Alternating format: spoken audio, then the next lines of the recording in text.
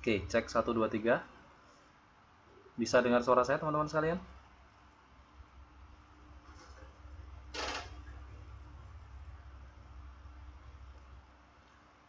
Sebelum kelas saya mulai, saya pengen recheck terlebih dahulu apakah seluruh siswa yang hadir pada malam hari ini bisa mendengarkan suara saya dengan jelas.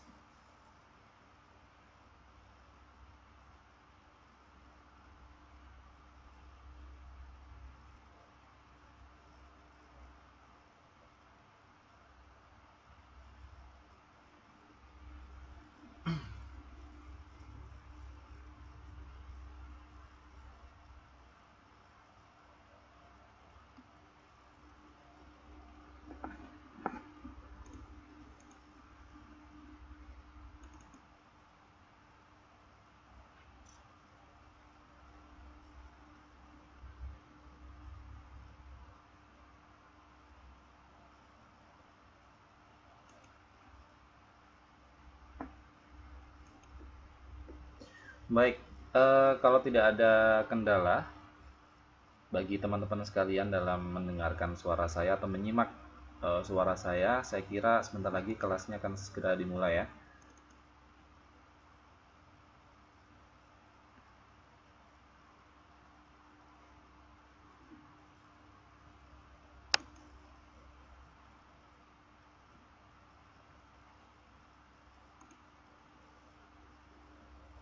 Saya pengen buka ini kok nggak bisa.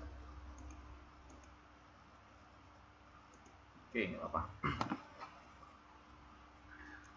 Bagaimana dengan layar monitor? Tampilan monitornya bisa dilihat dengan jelas?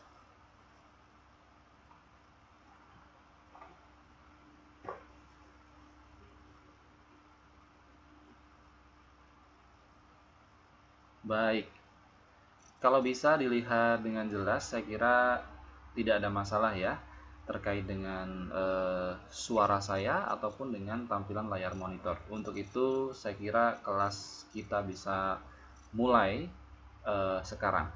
Saya awali dulu. Sebelumnya, Assalamualaikum warahmatullahi wabarakatuh. Saya ucapkan selamat malam dan selamat datang. Selamat berjumpa lagi dengan saya, Pak Arik Pranada. Pada kesempatan malam hari ini, tanggal 18 Juni, hari Minggu, tahun 2017. Ya, malam hari ini kita sudah masuk di pertemuan yang ke-6. Insya Allah termasuk di pertemuan yang ke-6. Baik. Nah, sebelumnya tadi Mbak Erika sudah mengatakan bahwa pada malam hari ini ada beberapa siswa baru yang mungkin baru pertama kali ketemu dengan saya. Untuk itu, saya ingin perkenalkan diri terlebih dahulu. Sebentar, ya. Saya ingin perkenalkan diri dulu ya. Bagi teman-teman yang pada malam hari ini baru ketemu dengan saya.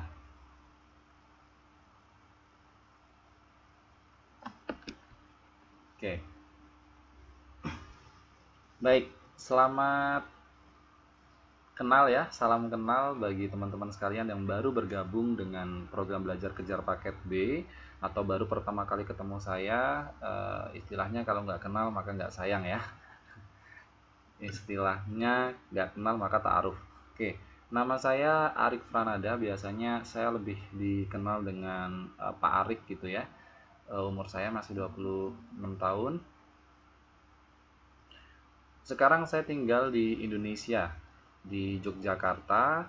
Dulu sempat bergabung pertama kali dengan program belajar kejar paket B, kejar paket C di Yayasan Bakti Jaya Indonesia pada saat awal tahun 2015. Jadi 2 tahun yang lalu, dimana ketika itu saya masih belajar di Taiwan, yaitu mengambil Medical Science ya, Medical Master of Science.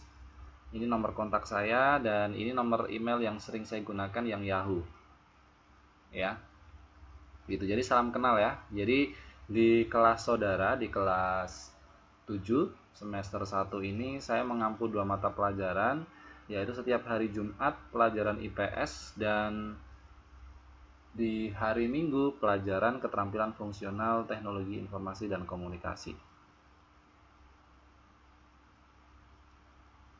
Baik.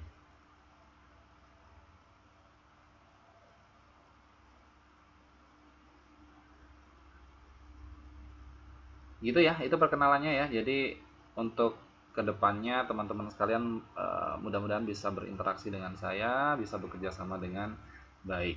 Nah, untuk ketertinggalan materi, jadi kita sudah masuk di pertemuan yang keenam ini bagi siswa baru yang baru bergabung bisa disimak untuk rincian pembelajaran. Jadi malam hari ini kita ada di pertemuan yang keenam. Ya, malam hari ini kita ada di pertemuan yang keenam, di mana nanti kita akan belajar tentang aturan dan perundang-undangan memakai atau menggunakan teknologi informasi dan komunikasi. Nah, kita sudah melewati pertemuan 1, 2, 3, 4, 5, di mana pertemuan 1 adalah pengantar belajar. Kemudian pertemuan kedua kita mengawali bab 1, yaitu tentang pengantar teknologi informasi dan komunikasi.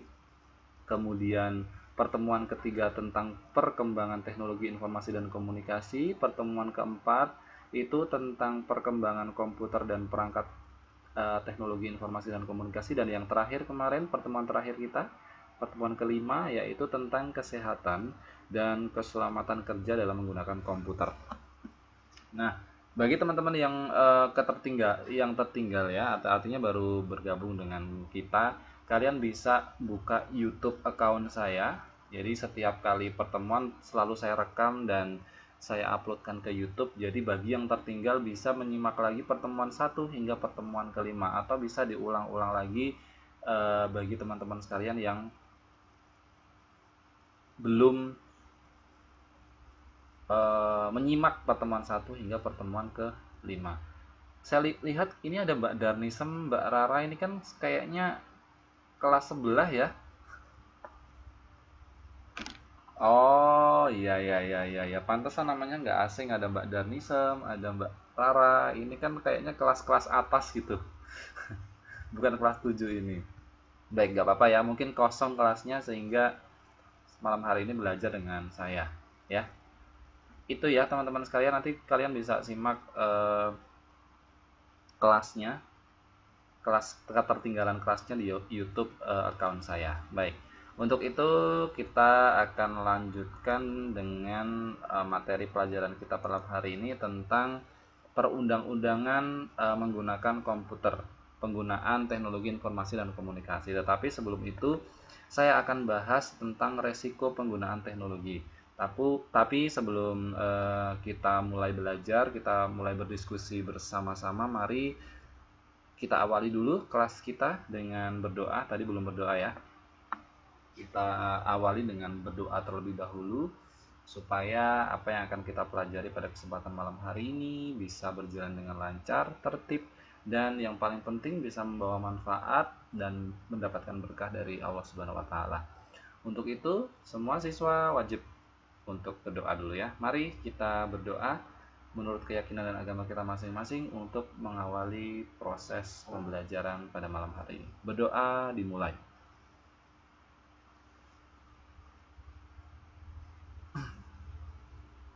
Berdoa selesai, mudah-mudahan dalam saya menerangkan nanti bisa diterima dengan baik.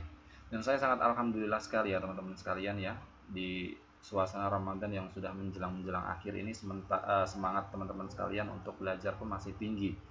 Biasanya kalau hari Minggu ini saya tuh sangat miris sekali ya, biasanya yang hadir itu cuma 2 atau 3. Nah ini lebih dari 7, itu sudah sangat luar biasa senang saya. Biasanya kan eh, teman-teman yang kerja di Taiwan itu kalau hari libur kan lebih suka pergi jalan-jalan ke Taipei Main Station, ke Taichung Station, atau kemanapun untuk berkumpul dengan teman-temannya, dan pulangnya pun juga agak malam gitu ya, kadang-kadang pulang jam 9, 10 seperti itu, sehingga melewatkan pelajaran. Saya maklumi itu. Tapi malam hari ini banyak sekali yang hadir dan saya sangat suka sekali. Jadi kalau kebahagiaan seorang guru atau tutor itu kalau melihat siswanya rajin-rajin, siswanya punya semangat yang luar biasa tinggi, kemudian siswanya punya komitmen untuk belajar ya, punya kemauan yang tinggi untuk belajar, yang ditandai adalah dengan masuk kelas dengan semangat seperti malam hari ini. Oke ya, mengingatkan saja teman-teman sekalian, jika nanti dalam proses belajar mengajar ini selama kurang lebih 40 menit kali 2 atau 80 menit atau 2 jam ke depan, teman-teman sekalian mengalami kendala seperti yang tadi contohnya yang dialami oleh Mbak Mun ya, tidak bisa mendengarkan suara saya atau tidak bisa melihat layar monitor dengan jelas, silakan nanti saya diberitahu melalui kolom chat yang ada di sebelah kanan ini ya. Nah, nanti di sini saya akan pantau apakah teman-teman sekalian mengalami kendala atau lancar-lancar saja dalam menyimak apa yang akan saya sampaikan. Begitu ya. Jadi jangan ragu untuk memberikan feedback pada saya terkait dengan proses pembelajaran. Oke. Baik, tadi sudah kita buka ya.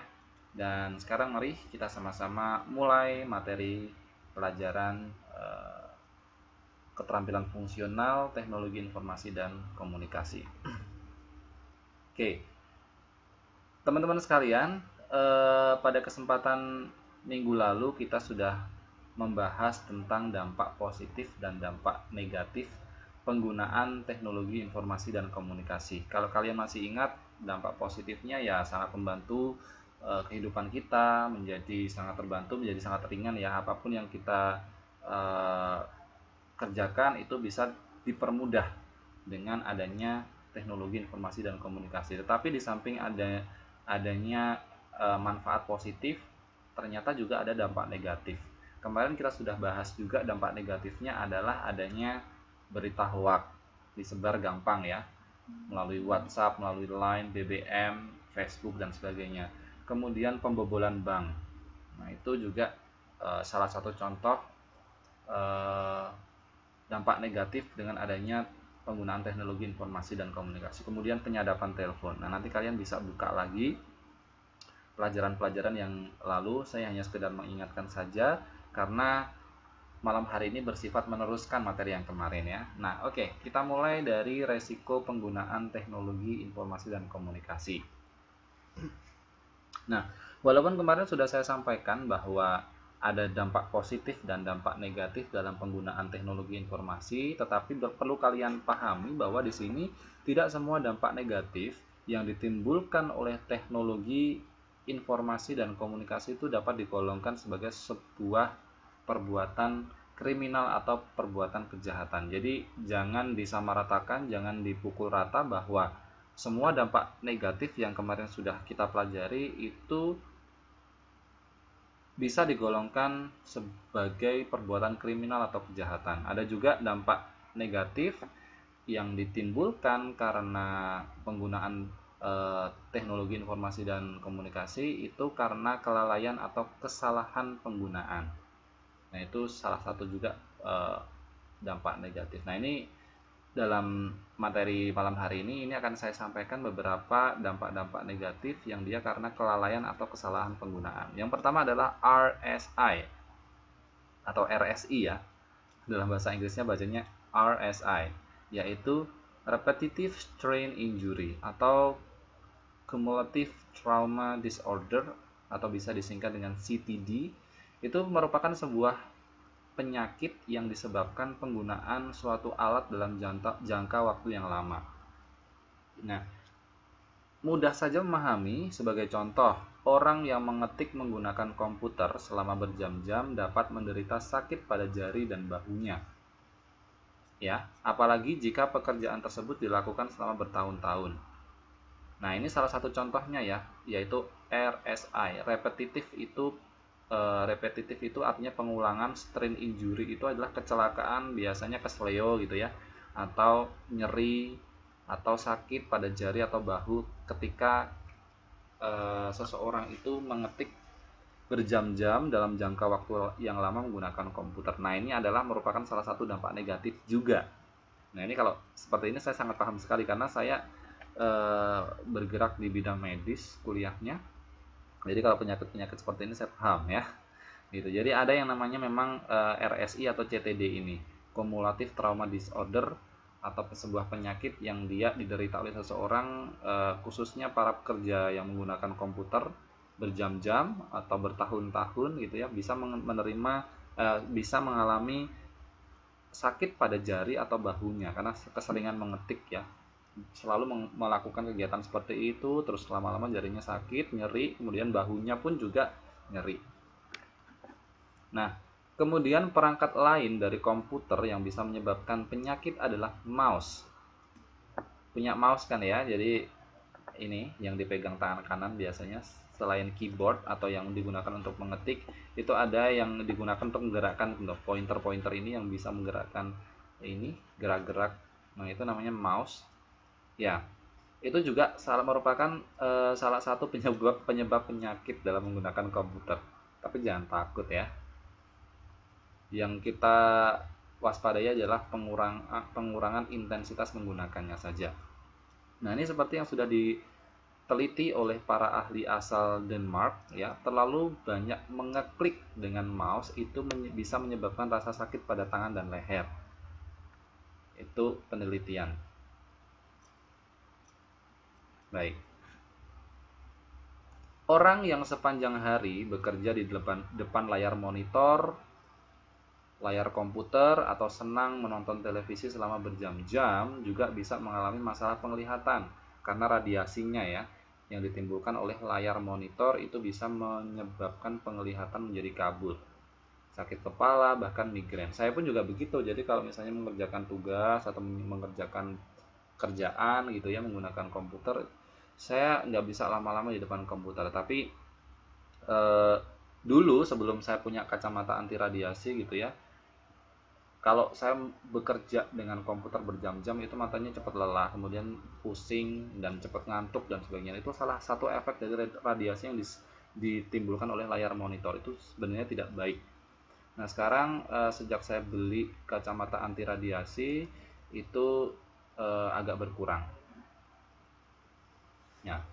Dan juga terlalu banyak memandangi layar monitor, nonton televisi dekat dan berjam-jam lama gitu ya, itu juga bisa mengakibatkan matanya bermasalah nantinya karena radiasinya. Nah, RSI ini tidak hanya menyerang fisik atau tubuh manusia saja, namun juga bisa menimbulkan gangguan psikologis ya. Psikisnya terganggu juga. Beberapa penelitian dilakukan terhadap para pekerja yang mengoperasikan perangkat tertentu, ternyata menunjukkan perilaku gejala stres dan perubahan perilaku. Jadi ada peneliti ya, seseorang yang melakukan penelitian itu meneliti dan menemukan hasil bahwa seseorang yang menggunakan atau mengoperasikan perangkat komputer terlalu lama itu bisa menyebabkan stres atau perubahan perilaku. Ya tergantung yang dibuka ya. Stresnya mungkin stres pekerjaan nggak selesai-selesai, atau terlalu lama bekerja, tidak ada piknik atau tidak ada rekreasi gitu ya, itu menyebabkan perubahan perilaku seperti itu karena terlalu banyak menggunakan komputer, mungkin seperti itu. Oke, itu tadi adalah RSI ya. Yang kemudian yang kedua adalah telepon genggam dan resiko kanker. Ya, ini bisa kita cermati ya. Telepon genggam dan resiko kanker. Peneliti Asian University di Jerman mengatakan bahwa pemakai telepon genggam atau handphone itu berpeluang 3,3 kali lebih besar untuk terserang kanker mata. Jadi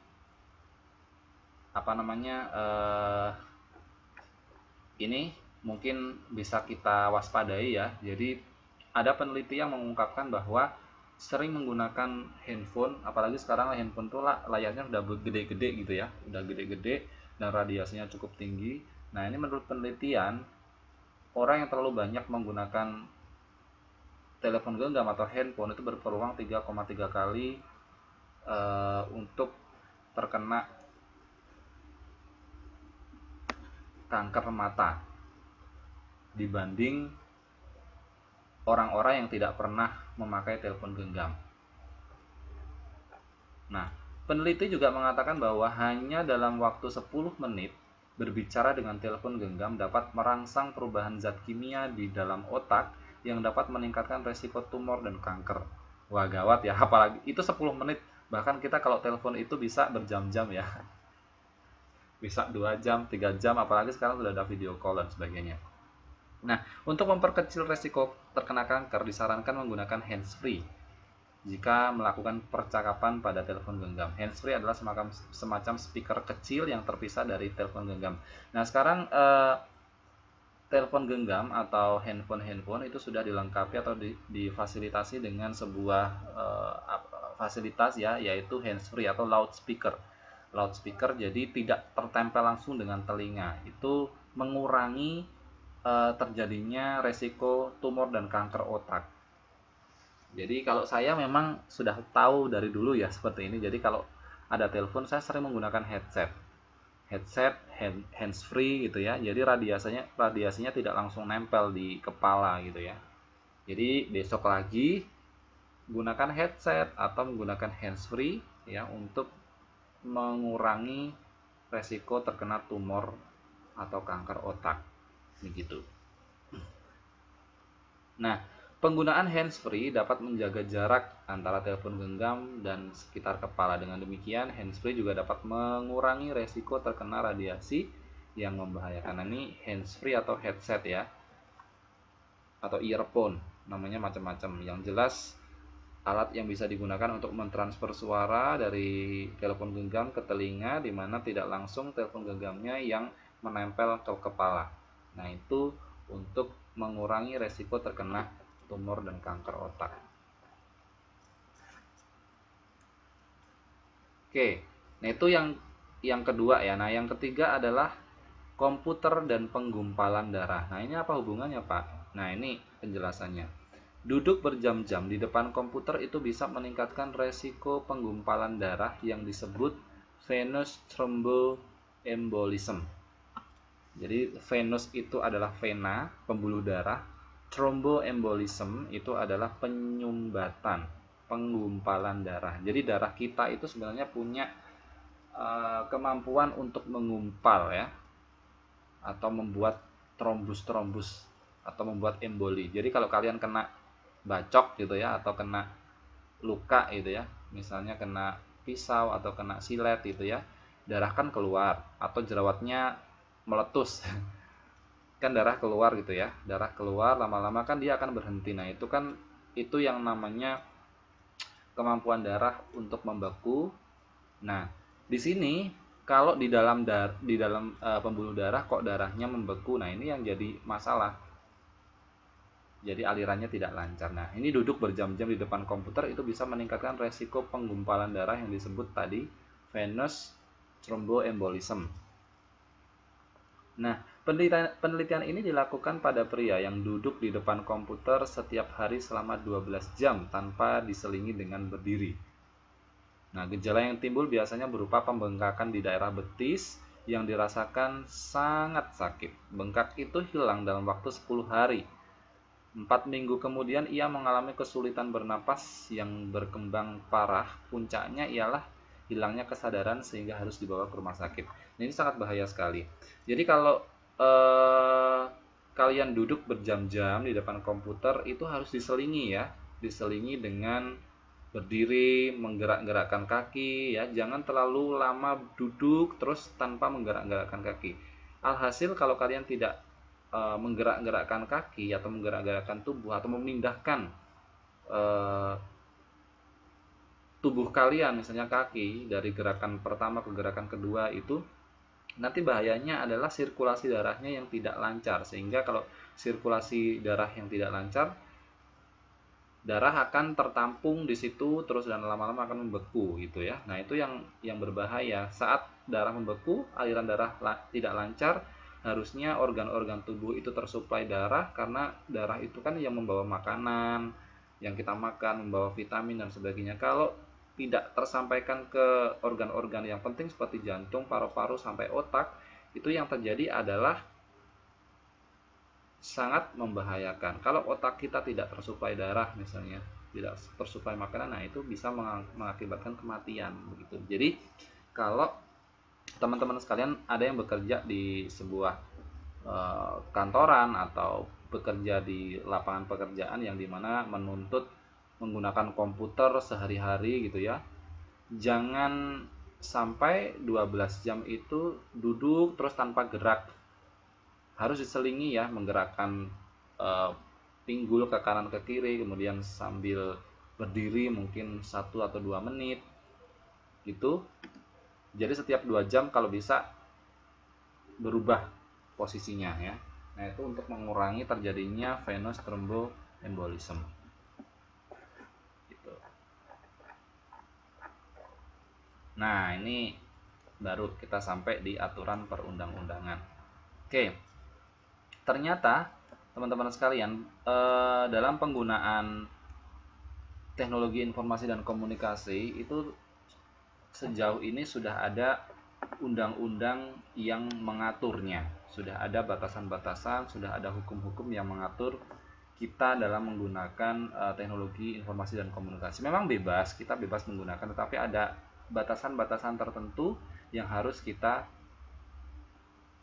jalani, yang harus kita ikuti. Ya, salah satu cara untuk mengurangi dampak negatif dalam penggunaan teknologi informasi dan komunikasi adalah dengan membuat aturan dan undang-undang. Tidak hanya membuat aturan, namun kita semua selaku pelaku pengguna dari teknologi informasi dan komunikasi harus juga menerapkannya dalam kehidupan sehari-hari. Nah, siapa yang berhak mengeluarkan aturan? Yang berhak yang mengeluarkan aturan adalah pemerintah atau aparat penegak hukum sekaligus sebagai pemberi sanksi gitu ya. Nah, di sini ada beberapa peraturan yang terkait dengan penggunaan teknologi informasi dan komunikasi di lingkup negara Indonesia. Yang pertama adalah Undang-Undang Hak Cipta atau biasa disingkat HAKI. Kemudian yang kedua adalah Undang-Undang Pornografi atau disingkat dengan UP, Undang-Undang Pornografi. Nah, apa itu HAKI dan apa itu UP? Kita akan bahas di bawah ini. Oke, yang pertama adalah Undang-Undang HAKI.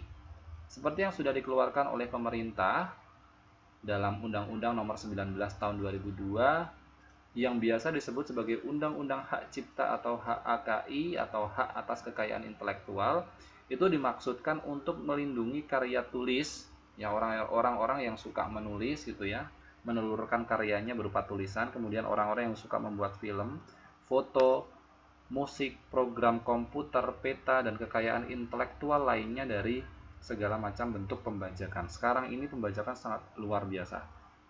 Seperti film, musik itu kalau dulu kan sebelum ada internet, kita kalau mau mendengarkan musik lewat radio atau kita beli CD-nya secara original ya, secara asli gitu ya. Sekarang kita bisa mengunduh di mana-mana dan tanpa berdosa ya. Padahal kalau kita mengunduh itu kita tidak memberikan royalti kepada orang-orang yang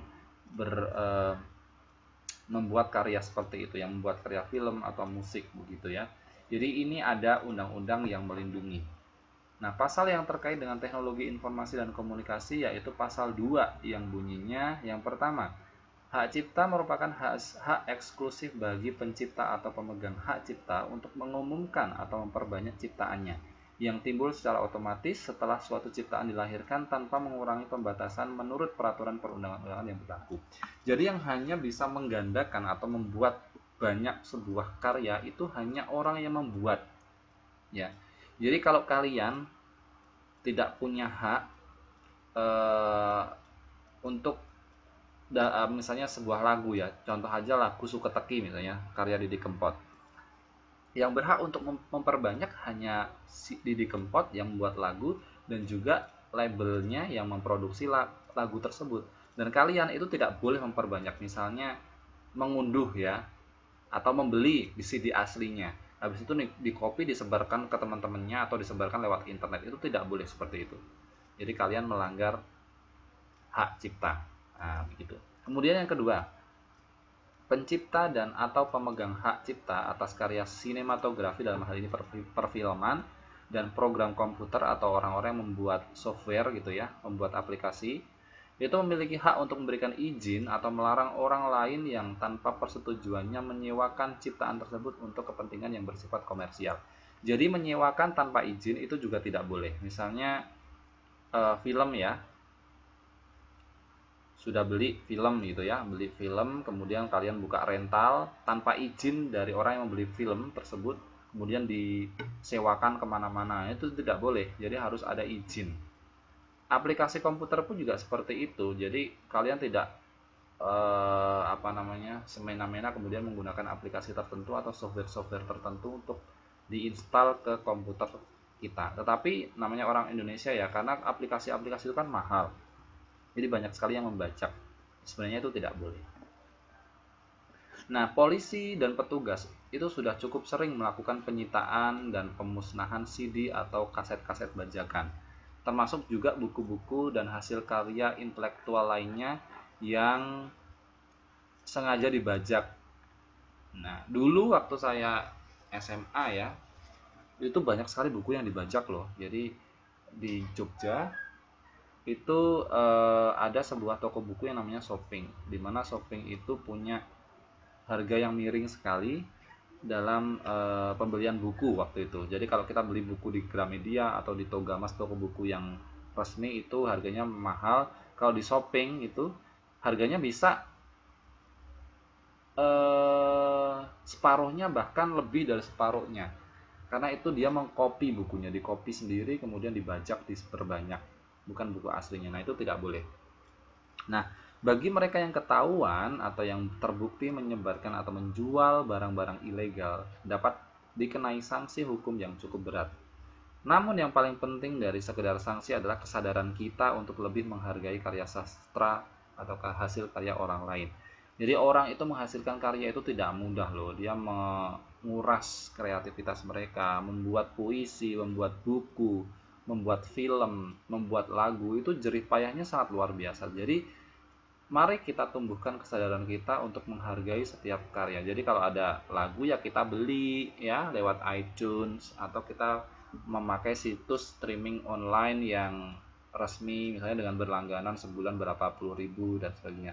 Itu akan mendukung mereka untuk hidup dan terus berkarya. Kita juga tidak mau kan, misalnya kalau kita menelurkan atau menghasilkan sebuah karya, kemudian tiba-tiba ada orang yang tidak bertanggung jawab menggandakan, kemudian dijual dan kita tidak dapat pemasukan. Nah, itu kan juga sangat kejam dan sangat jahat ya. Begitu. Jadi mulai dari sekarang mari kita tanamkan kesadaran untuk menghargai karya sastra orang lain. Nah, saat ini banyak dijumpai peredaran program-program komputer atau software bajakan ya. Setiap software atau aplikasi-aplikasi komputer dibuat dengan fungsi tujuan tertentu. Ya, yang pertama ada application software atau software aplikasi. Misalnya aplikasi untuk ngetik ya, aplikasi untuk menonton film, aplikasi untuk mendengarkan sebuah lagu dan sebagainya, atau aplikasi untuk menggambar gitu. Kemudian software atau aplikasi yang digunakan oleh sistem komputer, misalnya Windows ya, Windows. Kemudian ada yang digunakan atau untuk menghitung dan sebagainya. Seperti ini yang saya gunakan, ini adalah sistem operating system atau sistem software operasi ya. Jadi menggunakan Windows, ada Apple, ada Android dan sebagainya ya. Nah, itu software. Ya, pada saat menggunakan suatu software sebaiknya kita memperhatikan lisensi software tersebut. Jadi kita jangan asal main install atau pasang ke komputer, ke HP kita. Jadi kita harus ada lisensinya. Ada dua kategori lisensi ya, atau perizinan yang perlu kalian ketahui. Ada free software, ada proprietary. Ya, dua kategori tersebut masih dapat dibagi lagi menjadi beberapa subkategori. Ini labelnya. Ya. Nah, ini macam-macam software ya. Free software itu kalian bisa mengcopy, memodifikasi atau bisa digunakan secara gratis ya, atau dijual kembali. Ya, ini free software. Jadi kita bisa download gratis gitu ya. Kita diberikan hak untuk menggunakan secara gratis. Itu namanya free software. Download lagu di YouTube ya, selama kalau lagu di YouTube itu nggak pembajakan Mbak, kecuali nanti kalian download lagu kemudian kalian sebarkan, itu namanya pembajakan.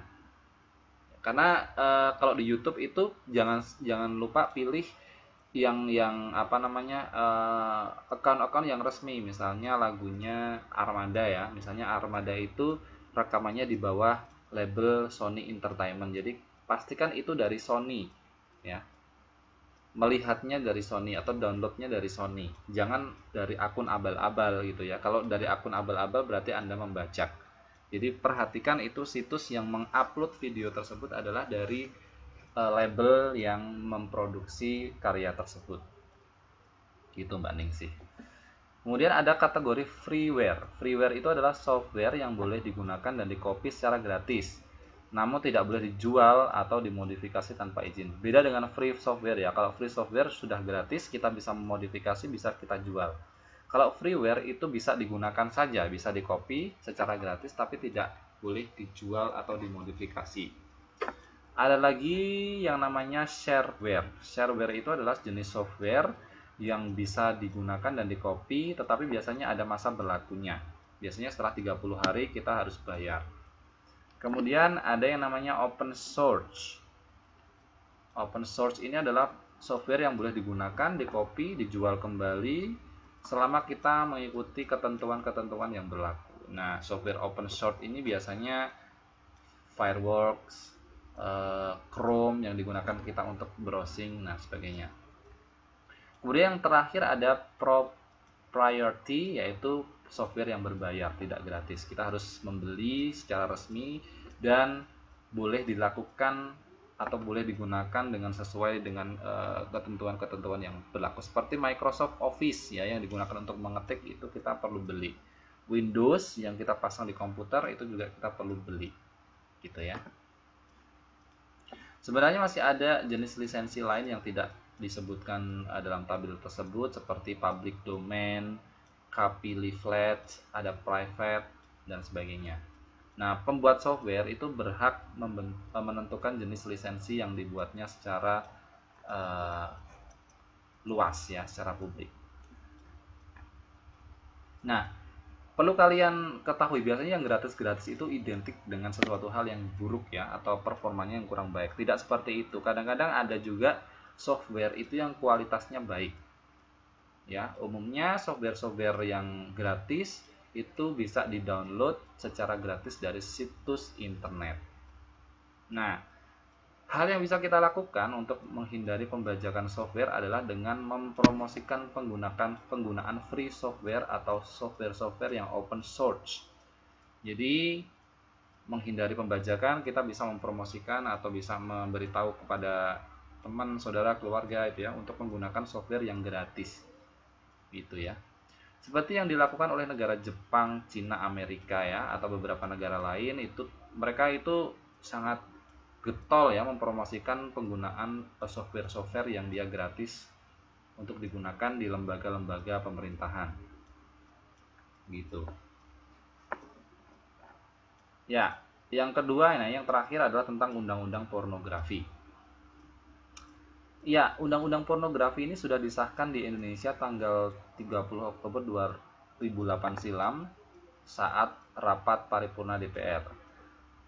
Kemudian undang-undang pornografi itu tidak muncul begitu saja, banyak pihak yang setuju dan tidak setuju. Dengan adanya undang-undang pornografi ini, maka ada kejelasan tindakan yang harus dilakukan jika terjadi pelanggaran saat pornografi ini dilakukan. Dengan demikian, undang-undang ini bisa membatasi kita yang sengaja menyebarkan materi-materi yang bersifat pornografi, baik di internet, televisi, telepon genggam, dan media sebagainya. Kalian bisa perhatikan ya, sekarang kalau kalian nonton televisi Indonesia itu kan misalnya sinetron ya, di awal-awal sinetron itu pasti akan ada lembaga sensor film Indonesia ya.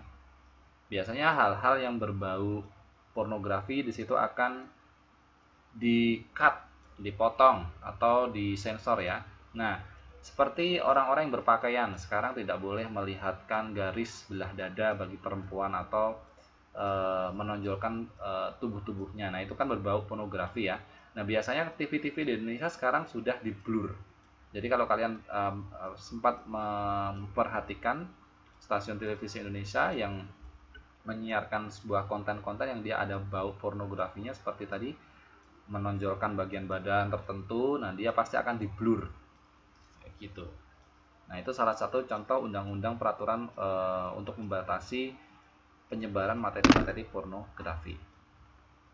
Sejak undang-undang pornografi ini disahkan, telah banyak situs-situs pornografi yang diblokir pemerintah. Nah sekarang pemerintah itu sudah sangat getol sekali untuk memblokir situs-situs yang sangat mudah bagi kita untuk mengakses video-video porno ya. Jadi kalau di negara luar itu walah jor-joran sekali ya kalau kita mengetikkan suatu keyword atau kata kunci di Google, misalnya porno gitu ya, porno laki-laki perempuan, itu nanti pasti di situ videonya udah keluar semua.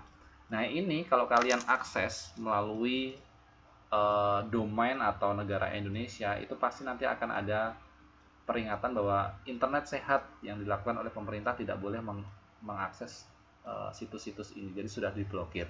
Tapi kalau kalian akses dari Taiwan pasti bisa ya, karena di Taiwan masih bebas terkait dengan penyebaran situs-situs tersebut. Tapi kalau di Indonesia sangat dibatasi.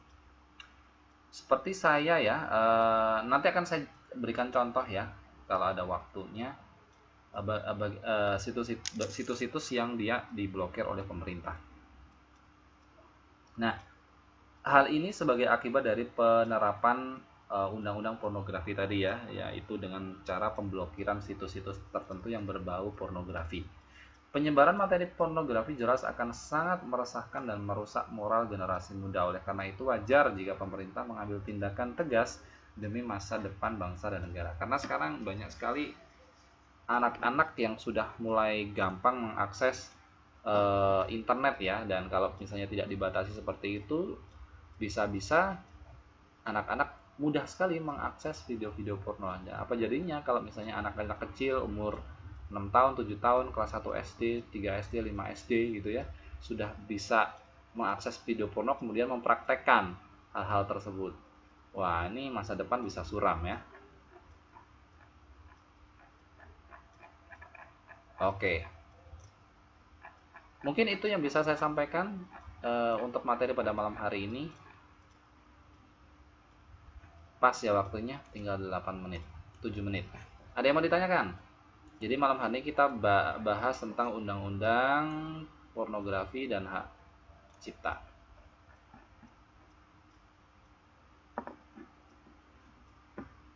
Ada yang mau ditanyakan? Sebelum saya tutup. Jadi kita pelajarannya ini ya, pelan-pelan saja, yang penting teman-teman sekalian paham.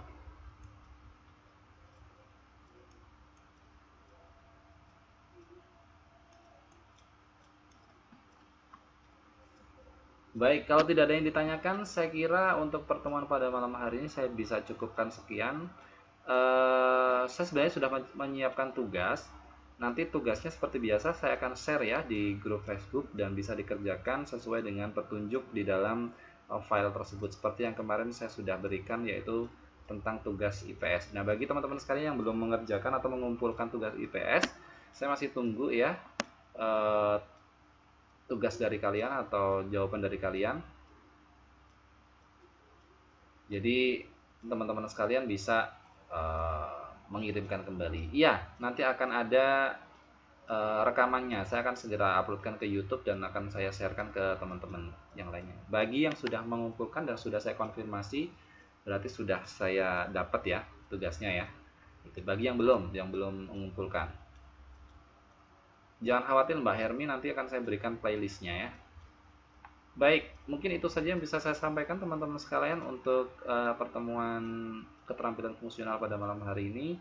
Saya akan izinkan atau berikan kesempatan kalian untuk istirahat lebih awal supaya bisa memudahkan kalian menyiapkan sahur bagi yang melaksanakan ibadah puasa. Maka dari itu, mari kita tutup pertemuan pada kesempatan malam hari ini dengan berdoa menurut keyakinan dan agama kita masing-masing. Berdoa, saya persilahkan.